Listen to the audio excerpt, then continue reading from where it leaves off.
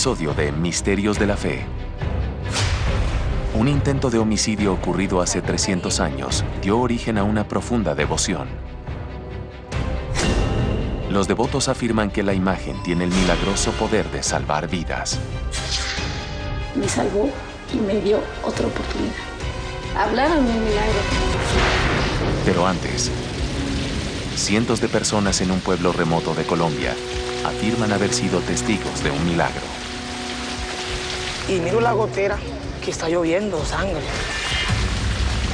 Una lluvia de sangre que cayó del cielo.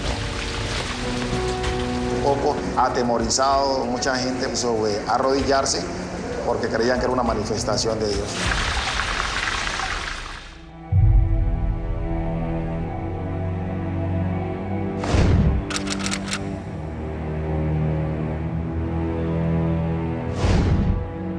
Mira lo que encontré, quiero que veas esto.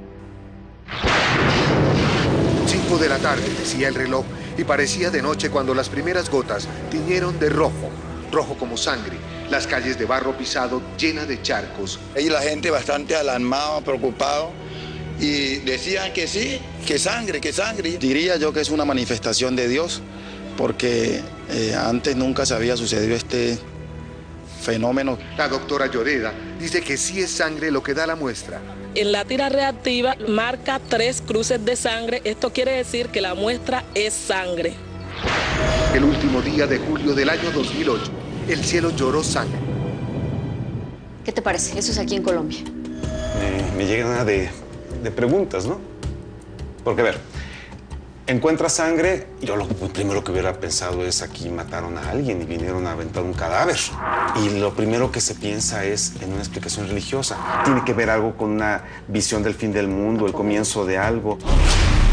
Yo creo que deberíamos investigarlo, es un caso. A mí me gustaría abordar la parte científica. Si fue una lluvia, pues, ¿qué dice el meteorológico? ¿Por qué se puede dar este fenómeno? Yo quisiera ir a este lugar, se llama Bagadó. Yo me voy para allá. Yo investigo por aquí en Bogotá. Bueno, reunimos información en unos días.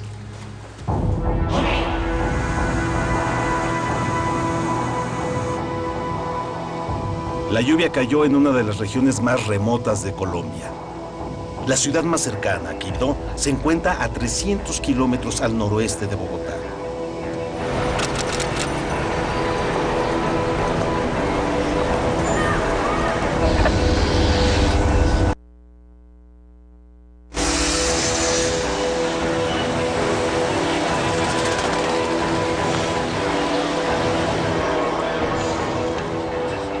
El padre John Milton, el mismo que apareció en las noticias, podría darme algunas claves para entender este misterio.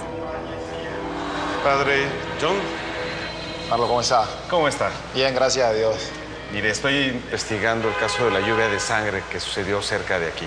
Bueno, eso aconteció en el municipio de Bagadó. Yo estaba en la parroquia, a eso de las 10:30 de la mañana, llaman desde la comunidad, me dijeron que había llovido sangre.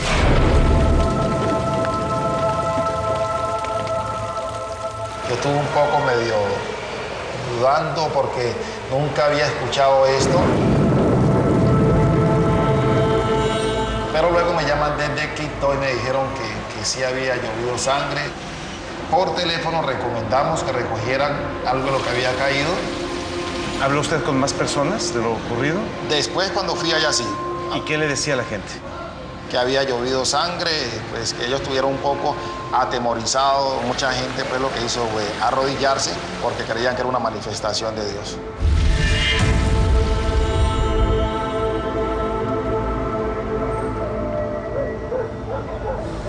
Buenas tardes, señores. ¿Qué tal? Buenas tardes. Esta zona es peligrosa. En el interior de la selva, continúan los enfrentamientos entre las fuerzas del ejército colombiano y los grupos guerrilleros. Bagadó, el pueblo donde cayó la lluvia roja, está a solo 40 kilómetros de aquí. Pero me advierten que no debo abandonar la ciudad.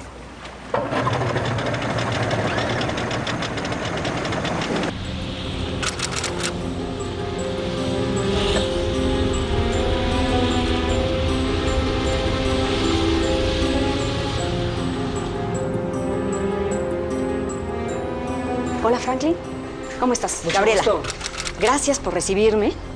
Tengo algunas preguntas que quisiera que me ayudaras. Hay un caso en Bagado sobre lluvia roja y la población asegura que se trata de sangre, lluvia de sangre. ¿Qué elementos de la naturaleza pudieran haber provocado que la lluvia adquiriera una tonalidad de rojo profundo? Este es un caso, esto sucede en Kerala, India, y aquí básicamente lo que explican los científicos es que algas de los árboles, sus esporas se elevan en el aire y cuando caen se mezclan con el agua. Yo pienso que también hay que mirar la actividad volcánica.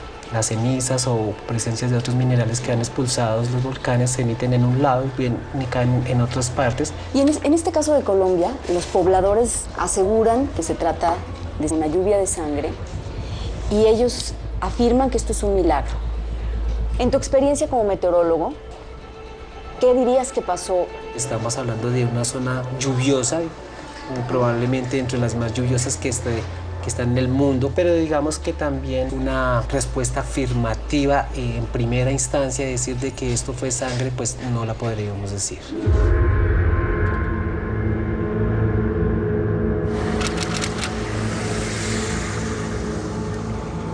Los noticieros reportaron que 500 personas fueron testigos de la lluvia en Bagado.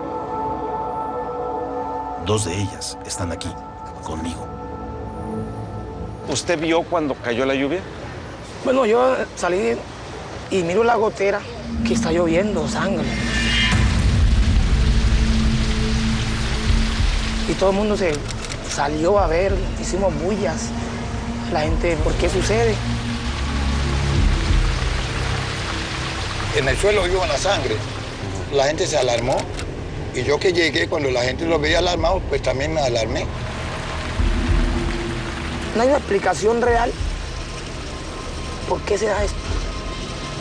Hicimos una reunión, sacamos ollas y luego la muestra se trasladó a Bagado, ante la bacterióloga, para ver de qué era eso, si era sangre o no. ¿Por qué crees que haya pasado esto? Yo digo que hoy la gente no cree que Dios existe, pero Dios existe. Entonces allí, a través de la lluvia de sangre, Él se está mostrando para que la gente lo quiera más. Y todos somos hermanos. Dios está con todos nosotros, no con los poderosos apenas. Y hay que ayudar al que sufre.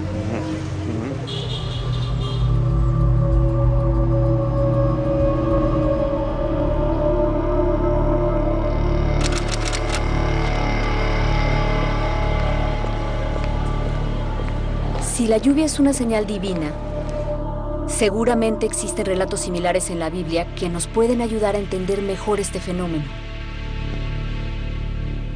Estoy investigando lo que ocurrió en Bagado sobre la lluvia de sangre. Quisiera preguntarle si hay alguna referencia bíblica que pudiera ser similar. En el relato famoso de Éxodo 7:19, donde las aguas se convierten en sangre, probablemente no fue lo que sucedió. El libro del Apocalipsis se ubica a finales del siglo I, donde los cristianos ya están siendo fuertemente perseguidos por el emperador romano, y entonces pues se convierten en sangre para mostrar que ese Jesús tiene un infinito poder y tiene unas infinitas posibilidades. Entonces, padre, con todo esto que me dice, ¿cómo entender esta experiencia de fe que vivió el pueblo de Bagado al percibir o entender esta lluvia de sangre como un mensaje? Los obispos, la comunidad católica ha hecho una investigación sobre lo que se dice que allí sucedió, y todo va indicando que se trata de un acontecimiento de sugestión colectiva. Hay que tener mucho cuidado con esos eventos de milagrería.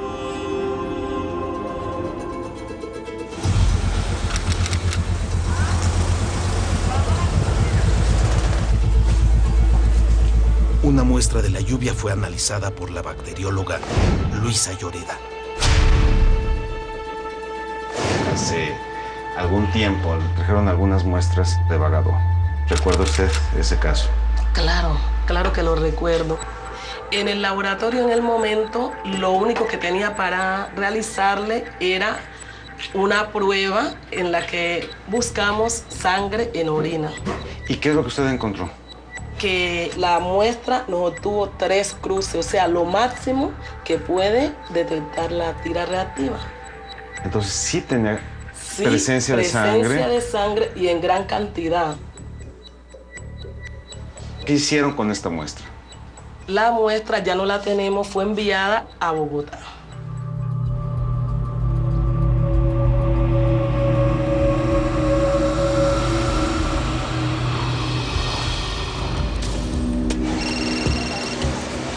Hola, Juan Carlos, sí. Bueno, lo primero que he descubierto es que recogieron algunas muestras de lo que cayó, de la sangre, y las sometieron a una prueba de laboratorio. Pero es una prueba muy sencilla, muy básica. En esa prueba, lo que descubrieron es que la muestra daba positivo como sangre. Lo que necesitamos es ver si podemos recuperar la muestra y someterla a pruebas. La muestra no se encuentra aquí. La muestra la mandaron a Bogotá. Voy a ir al Instituto Nacional de Salud y te llamo más tarde. Muy bien.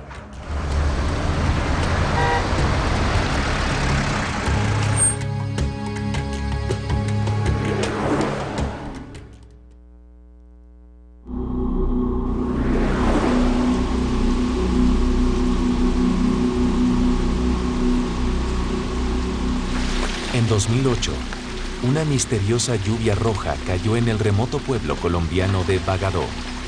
Sus habitantes aseguran que fue una lluvia de sangre, en la que creen ver una señal divina.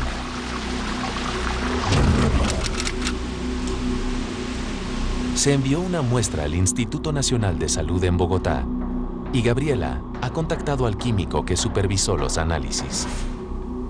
Doctor, ¿podríamos ver la muestra de Bagadó? La muestra se nos acabó y por cadena de custodia ya pasaron los tiempos y se descartó los elementos que la contenían. ¿Qué pruebas se le hicieron aquí en el Instituto Nacional de Salud? Una prueba microscópica para tratar de ver posibles estructuras relacionadas con la sangre. ¿Cuál fue la conclusión a la que se llegó? La conclusión es que no evidenciábamos presencia de sangre y en esa prueba se determina sí o no la presencia de sangre con un porcentaje cercano al 100% de seguridad. ¿Y a qué atribuiría usted que este análisis que se realizó en Bagadó haya salido positivo en sangre? La muestra fue tomada en circunstancias, digamos, espontáneas y rápidas, posiblemente no fue tan adecuada. Y ya en el envío, que siempre de la zona acá pues es un poco complicado por el transporte, aproximadamente unos 5 días desde la toma hasta que llegó al laboratorio, la muestra pudo haberse contaminado.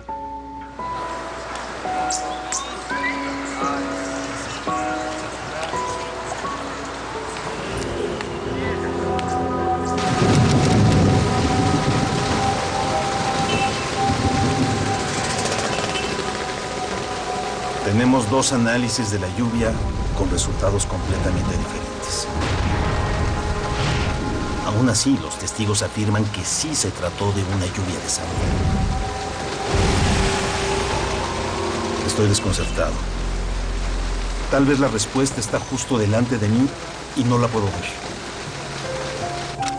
¿Por qué este remoto pueblo colombiano reportaría una historia tan extraordinaria? La lluvia en el Chocó es la vida, porque si no llueve estamos muertos. El hombre vive en los ríos, se mueve. Es una región muy rica en todo, pero hoy desafortunadamente somos el departamento más pobre que hay en Colombia. Extraen las cosas que hay, se llevan el oro, se llevan la madera, se lo llevan todo y sufrimos mucho. Si la lluvia es vida, una lluvia de sangre, ¿qué sería? Así muchos digan que eso no es sangre, que eso no es una manifestación de Dios, yo sigo mi idea de que puede ser una manifestación de Dios para que el hombre pueda recapacitar y volver a una vida de convivencia, de unidad entre todos y todas. Siento que algo me está faltando en esta investigación. Sería muy bueno llegar hasta la comunidad también y hablar con las otras personas que hay allá, porque siempre no podemos olvidar que los que viven la realidad son aquellos que le pueden contar a uno muy bien.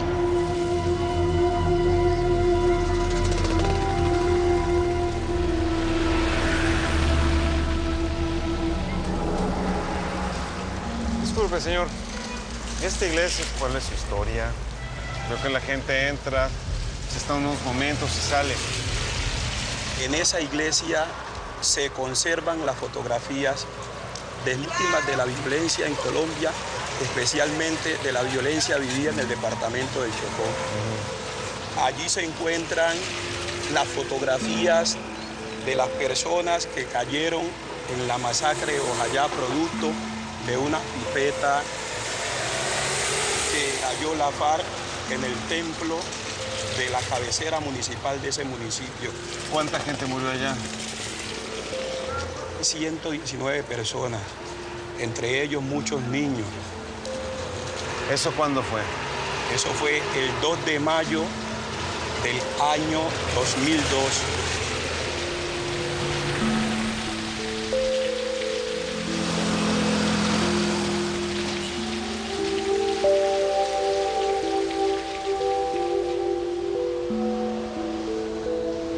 Estas imágenes son muy difíciles de ver.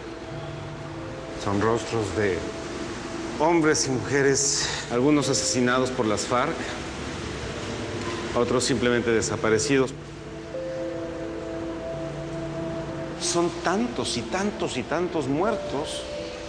No me imagino que haya un espacio en la vida de las personas que viven aquí que no se acuerden de que alguien muy cercano ha muerto.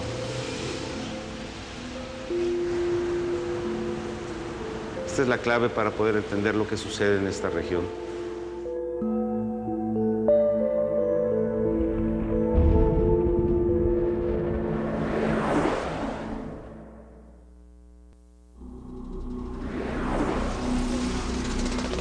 Chocó, Colombia. Una de las regiones más lluviosas del planeta. Juan Carlos está investigando lo que muchos consideran una señal divina: la lluvia de sangre. Durante años, esta zona ha sido arrasada por la violencia. Ahora Juan Carlos se encuentra con un joven que sobrevivió a uno de los episodios más sangrientos de su historia: la masacre de Ojayá. ¿Qué fue lo que pasó el 2 de mayo? Bueno, el 2 de mayo estábamos en las casas cuando iban pasando un grupo de paramilitares. Bueno, de repente se formó, como se dice, la balacera, así, bala por toda parte. Todo el mundo corría. Entonces la gente decía, vámonos para la iglesia, que como todo el mundo es conocido que en la iglesia y todo eso es respetado. Entonces, bueno, nosotros, verdad, nos acomodamos en una champa así como más o menos parecida a la que está allá.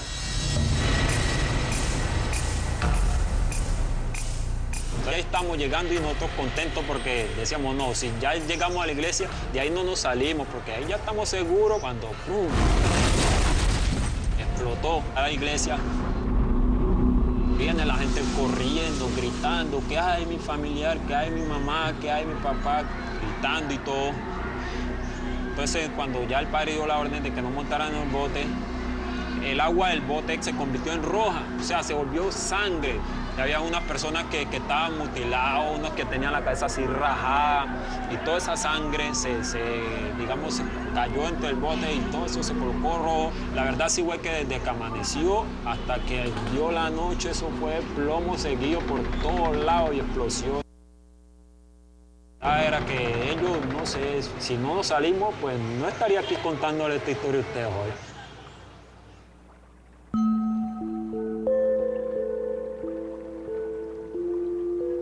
Con todo esto que has vivido, ¿todavía crees en Dios? Claro, siempre y aún cada día más, porque ha sido mi fortaleza y he creído, todos los días le doy gracias.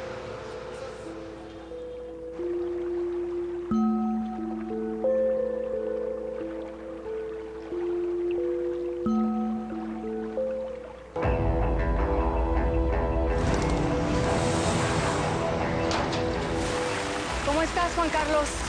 ¿Ya? Desde el ángulo de la ciencia hay explicación. La muestra que fue tomada al día siguiente de la lluvia arrojó que había rastros de sangre. Esta misma prueba se lleva a Bogotá y con estudios más sofisticados y en condiciones distintas no encuentran rastros de sangre. Lo peor es que esa muestra ya no existe. Sí. ¿Cómo explicas que cientos de personas lo vieron? ¿Tú estuviste ahí? ¿Qué fue lo que percibiste? Es una zona altamente violenta, ¿no? Y yo creo que esa es la clave. Mira, cuando entré a una capilla llena de fotografías con las víctimas de la violencia, me di cuenta que la pregunta no era qué es lo que había pasado, sino qué es lo que ha estado pasando en esa comunidad por años. ¿Cómo puedes seguir viviendo y cómo puedes seguir creyendo en Dios cuando han matado a tus padres, a tus hijos y has quedado solo en la vida? Lo que ha hecho esta comunidad, entonces, han encontrado la manera de seguir creyendo en Dios contra toda esperanza. Es una fe que surge a partir del dolor. ¿Y esto para ti es un milagro? Yo creo que sí, porque hace posible a Dios en la imposibilidad humana. Y para esta gente ahora es posible vivir con esperanza en contra de toda esperanza. Es un milagro.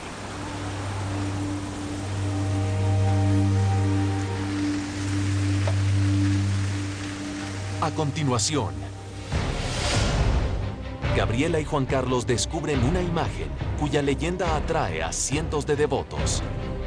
¿Y a quién recorre uno más que a Dios, que es el Señor del Veneno? Los devotos creen que el Señor del Veneno puede curar enfermedades y desafiar la muerte. Me salvó y me dio otra oportunidad. Hablaron de un milagro.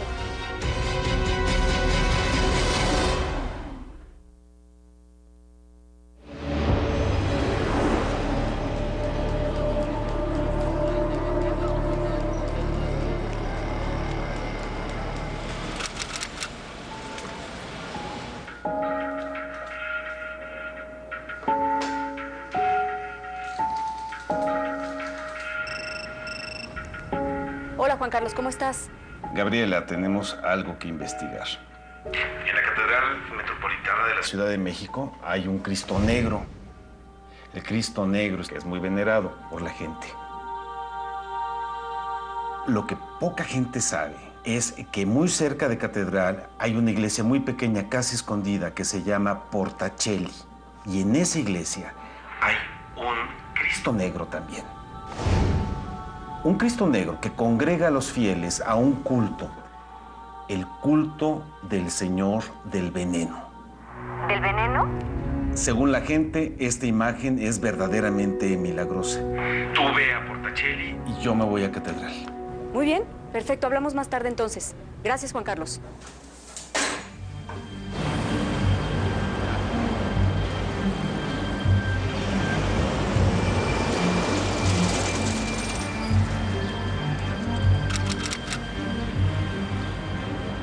Padre nuestro que estás en el cielo, santificado sea tu nombre.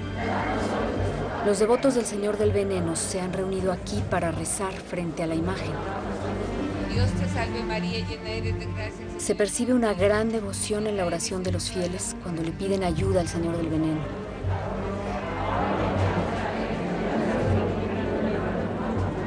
Usted es la que dirige el rosario. ¿Le pasan a algunas personas peticiones especiales para leerlas?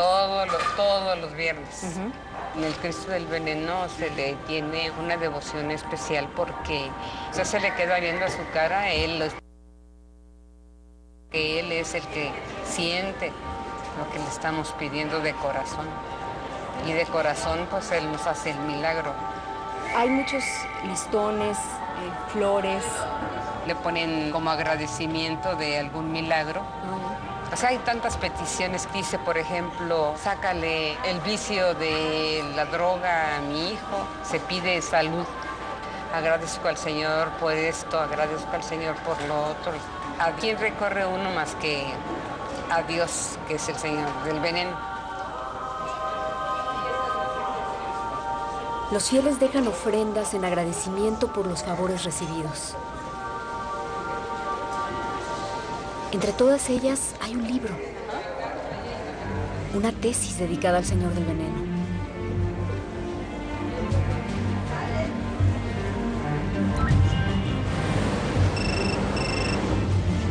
¿Qué encontraste, Gaby? Una tesis entre las ofrendas. Es de una mujer que se llama Osbelia Juárez. Habla de una recuperación de una enfermedad muy grave. Dice que fue un milagro del Señor del Veneno. No, me parece interesantísimo. Sí, la voy a buscar. Bye. Vamos ahora a la catedral, ¿eh? Directo. Sí, señor.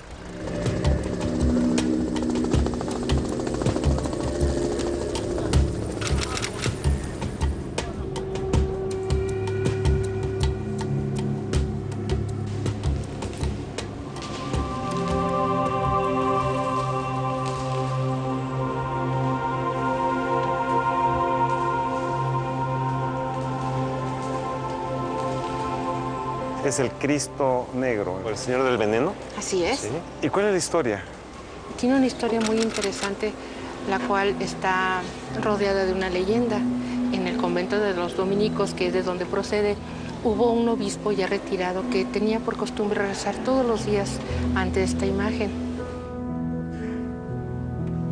Y en alguna ocasión se fue a confesar un hombre que seguramente habrá tenido pecados muy grandes, que no le fueron perdonados, y se dice que empezó a maquinar la idea de hacerle daño al obispo, para lo cual coloca veneno en los pies de este Cristo. Fue a realizar su devoción diaria aquel obispo.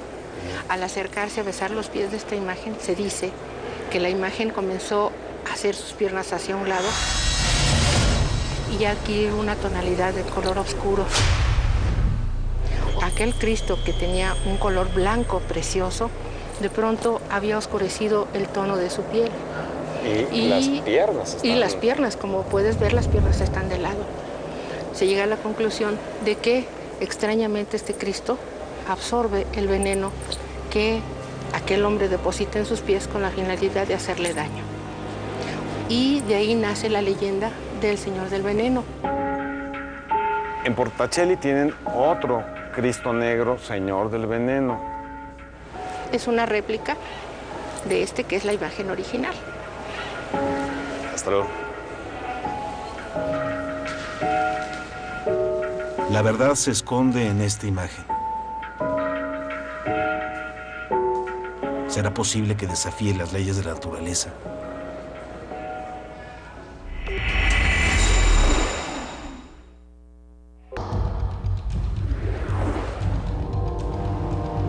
En el corazón de la Ciudad de México se reúnen cientos de fieles para adorar una imagen, al Señor del Veneno.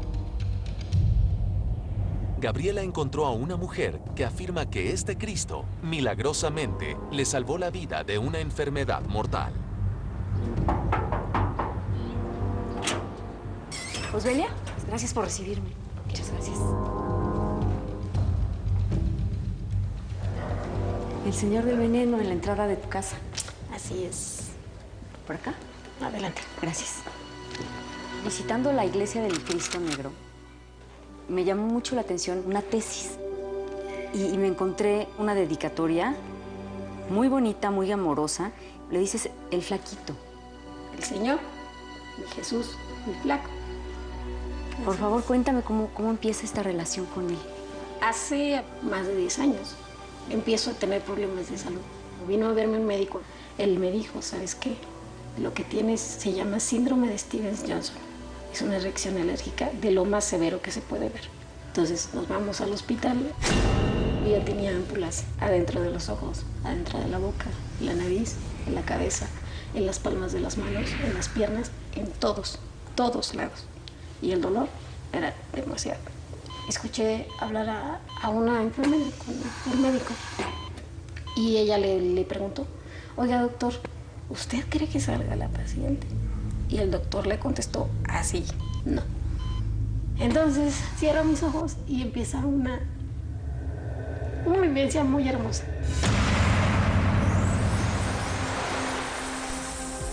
Estaba como en una especie de playa pero se veía todo nublado, mucho humo, por así decirlo. Y empiezo a caminar. Llego a la entrada del famoso túnel y veo el túnel con la luz al fondo. Dije, ya me voy a morir. Al momento que yo decido entrar a ese túnel, alguien me detiene de aquí y me dice, ya sé que tú no quieres morirte, sé cómo te sientes. Yo, todo ese dolor que tú sientes, yo lo siento. Dije, ¿cómo es que tú sientes lo mismo que yo? Dije, y me acuerdo, dije, ya sé quién eres. No hay necesidad que me lo digas, ya sé quién eres. Yo no me quiero morir y quiero que me des una oportunidad más. La necesito. Y me llevó a un lugar, luz grandota, y esa luz lastimaba. Un pedacito de esa luz me toca y yo me siento bien. Se me quitó el dolor, me pude levantar. Despierto y estaba en el hospital. Mandan llamar a mi mamá y se suelta a llorar, pero de gusto. Mamá, y te tengo que contar algo. Algo me pasó porque de verdad estuve ahí. El Señor, mi Jesús, mi flaco, me salvó y me dio otra oportunidad.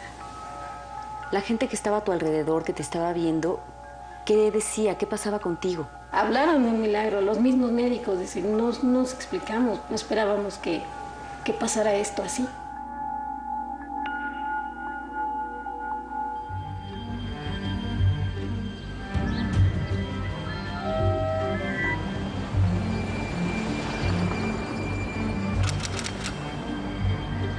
Quise ir a casa de Osbelia a platicar con ella. Llegué, ella me cuenta que tuvo una enfermedad muy grave, muy grave, que la tuvo al borde de la muerte y pedí que por favor que la salvara. Tuvo una recuperación considerada milagrosa. Me gustaría mucho platicar con el médico, ayudar a entender mejor la enfermedad y la evolución. Bueno, pues esto me abre una línea más profunda de investigación. Nos vamos a tener que volver a dividir. Tú te vas a la cuestión de la historia clínica de esta mujer y yo me voy a seguir investigando sobre la imagen.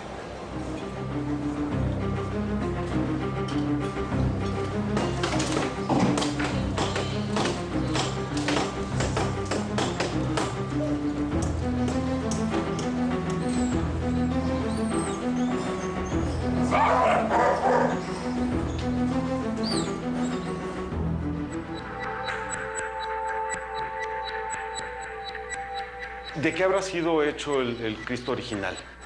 Las narrativas nos dicen que los dominicos llegaron con una escultura de España para congregar la iglesia de Portacelli en el 1700. Obviamente, para esa época es cuando ya está el auge de los cristos de caña.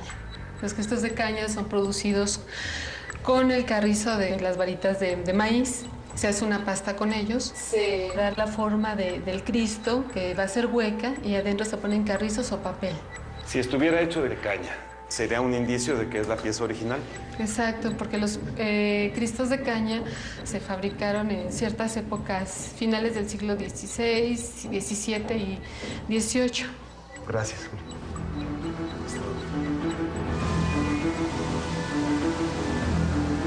Voy a encontrarme con un maestro artesano que sigue utilizando técnicas ancestrales para elaborar imágenes religiosas. Gracias, Enrique. Sí, buenas tardes, María Agustina. Sí. Esta es entonces la caña de maíz. Sí, esa es la caña del maíz. De hecho, son muchas cañas. La técnica es muy antigua. ¿De qué año más o menos? De caña. Pues hay piezas que han encontrado con esta técnica y les han calculado la edad de 500 años antes de Cristo. 500 años de Cristo. Sí. ¿Cómo comienza todo el proceso? Se utiliza la caña del maíz, se pela y se extrae la pulpa. Y se utilizan varias plantas venenosas para que se remojen. ¿Por qué plantas venenosas? Las plantas venenosas, como es un material orgánico, puede tender a crear hongos. Entonces, con todo el proceso, la pieza está en contacto con venenos. Una de las plantas que se utiliza, si un animal, una vaca, se lo come, se muere. Cuando llegaron los escultores y pintores españoles, le incluyeron a la técnica las técnicas de pintar de Europa. Entonces se utilizó el albayalde, que es un óxido de plomo. Que es otro veneno, ¿no? Es venenoso, sí, pero da un color blanco muy bonito. El veneno está en contacto con la pieza desde el inicio hasta incluso la pintura. Sí. ¿Es posible que me proporcione alguna pieza? Sí, cómo no. Tenemos estas manos que se pueden... Esta muestra nos permitirá analizar científicamente el material con el que pudo haber sido hecho el Señor del Veneno.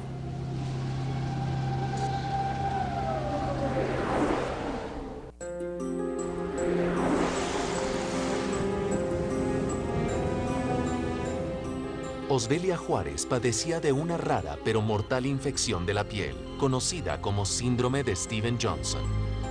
Ella afirma que el Señor del Veneno la curó milagrosamente. Los registros médicos se han perdido y los doctores que la trataron no pudieron ser contactados. Pero un experto inmunólogo accedió a hablar sobre el caso. Platiqué con una chica que se llama Osbelia. Ella me contó una historia de un padecimiento que la tuvo al borde de la muerte. Ella menciona que padecía un síndrome que se llama Stevens-Johnson. ¿Qué es este síndrome? Es una enfermedad en donde se ve involucrado el sistema inmune en una respuesta atípica ante un estímulo. El estímulo puede ser infeccioso, puede ser farmacológico. El síndrome se caracteriza por lesiones que destruyen la piel y eso hace que estos pacientes se comporten de manera similar a como lo haría un quemado. La enfermedad puede ser grave, de hecho la gran mayoría de estos pacientes se deben tratar en una unidad de cuidados intensivos. ¿Qué piensa sobre esta información que le hice llegar de Osbelia?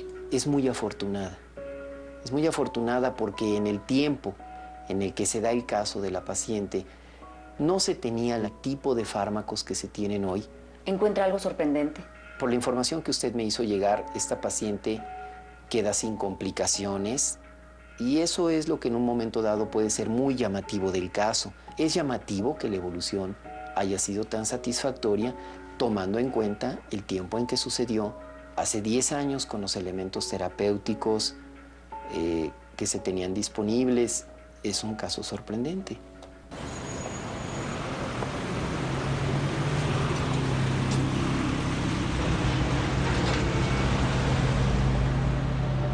Durante siglos, los artesanos han fabricado figuras religiosas similares al Señor del Veneno con la pasta de caña.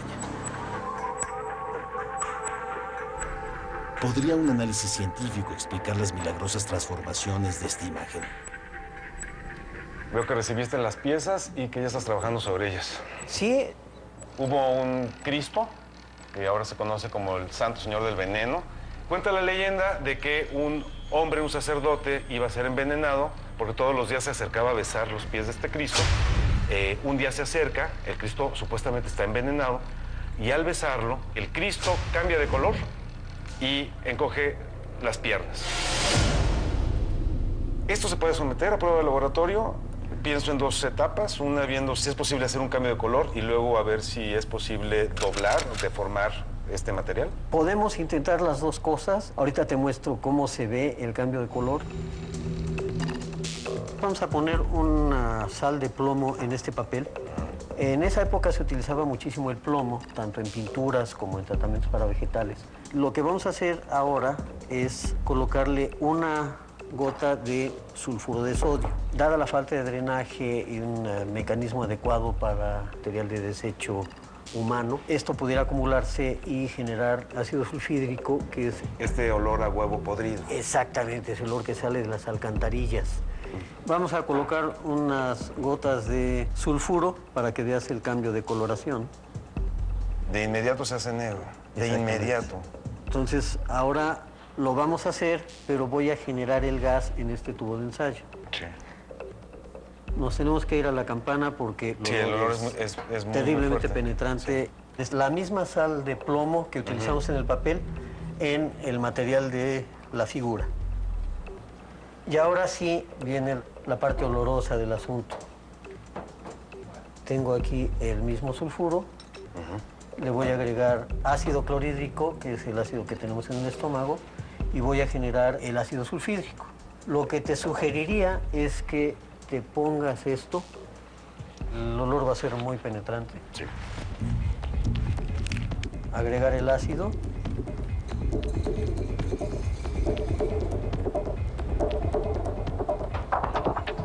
Y ve cómo cambia de color.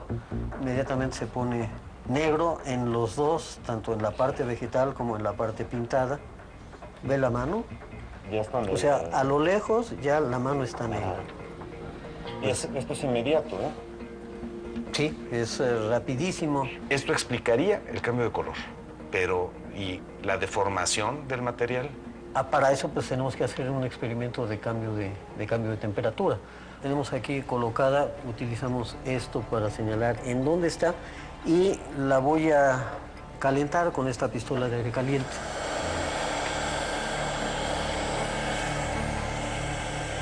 Obviamente va a ser un experimento un tanto incompleto porque tendríamos que someterlo a periodos de calor, frío, calor, frío. No, mira.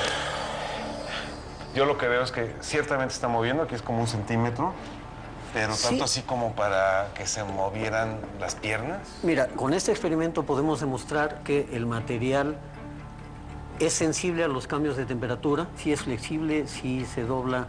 Obviamente esto no es suficiente para que podamos demostrar que se hayan encogido las piernas. Me ayudan mucho, me dan que pensar.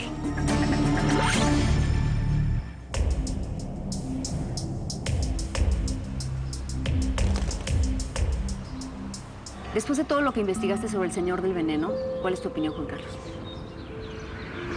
Yo digo que la historia que se dice del Señor del Veneno es una leyenda, pero ojo, en esto no significa que sea poco importante o que sea una mentira, ¿eh? Tiene rastros de realidad. Efectivamente, a la imagen le pudo haber pasado una serie de acontecimientos, pudo haber cambiado de color o pudo haberse reacomodado, pero es una leyenda muy poderosa, ¿eh? Cuéntame tú sobre Osbelia. Bueno, la verdad es una historia muy conmovedora, sobre todo este agradecimiento que ella tiene al Señor del Veneno. Desafortunadamente, la parte médica no cuenta con los documentos originales. El doctor dice que hoy en día sí se puede curar, hay un medicamento, pero en ese tiempo no era accesible. Sí te puedo decir que Osbelia se salvó por su fe. No sé si eso sea un milagro. En este momento, Gabriela, en el mundo debe haber millones de personas que están delante de un crucifijo, quizás como el Señor del Veneno, y están orando, pidiéndole a Dios por algo que necesitan, con la esperanza de ser escuchados. Yo lo que veo es que una mujer oró, le pidió a Dios por algo que necesitaba y se sintió escuchada. Es un milagro.